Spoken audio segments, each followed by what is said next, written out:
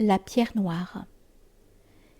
D'après Ibn Abbas, le prophète alayhi salatu wassalam a dit « La pierre noire est descendue du paradis plus blanche que le lait, mais les péchés des fils d'Adam l'ont noircie. » Cette pierre céleste, qui fut enchâssée par Ibrahim et son fils dans le coin oriental de la Kaaba, constitue l'élément le plus saint de ce lieu sacré.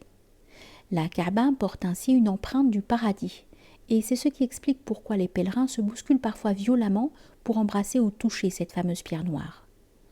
Toutefois, le croyant doit toujours garder à l'esprit, s'il ne veut point sombrer dans le shirk, l'associationnisme, que c'est le Dieu de la Kaaba et de la pierre noire qu'il doit adorer, et non l'amas de pierre qui constitue la maison sacrée.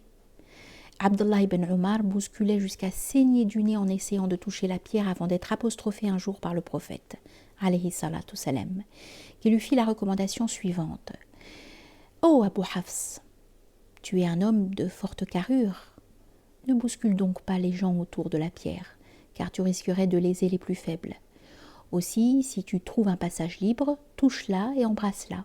Sinon, glorifie le nom du Seigneur et poursuis tes circumambulations. » Omar ibn al-Khattab, quant à lui, déclarait « Je sais que tu n'es qu'une pierre, et que tu n'apportes ni bien ni mal.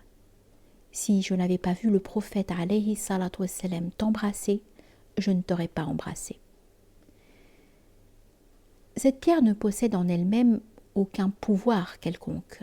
Elle se contente de rappeler subtilement et de manière symbolique à la conscience du pèlerin que le cœur de l'homme est originellement pur avant d'être entaché par la souillure de ses transgressions. La pureté spirituelle du cœur peut disparaître dans l'obscurité des turpitudes humaines de la même façon que la blancheur éclatante de la pierre s'est trouvée effacée par la noirceur des péchés de l'homme.